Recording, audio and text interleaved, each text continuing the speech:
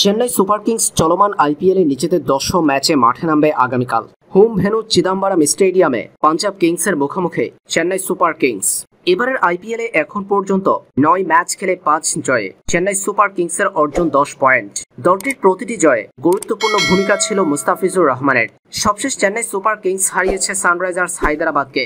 সেই ম্যাচে সানরাইজার্সের বিপক্ষে ৭৮ রানের জয়ের দিন বল হাতে ২ উইকেট শিকার করেছেন ফিজ, যার মধ্য দিয়ে এবারের আইপিএলের সর্বোচ্চ উইকেট শিকারী বোলারের তালিকায় যৌথভাবে জসপ্রীত বুমরার সঙ্গে উপরের সারিতে অবস্থান করছেন বাংলাদেশের এই পেসার। মুস্তাফিজুর রহমান এবারের আইপিএলে চেন্নাই সুপার কিংসের পুরো আসর খেলতে পারছে না।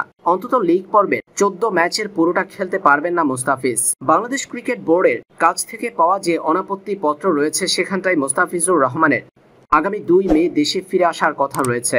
আগামীকাল পাঞ্জাব কিংসের বিপক্ষে চেন্নাই সুপার কিংস যে ম্যাচ খেলবে সেই ম্যাচটা হতে যাচ্ছে ২০২৪ আইপিএলে মুস্তাফিজুর রহমানের শেষ ম্যাচ।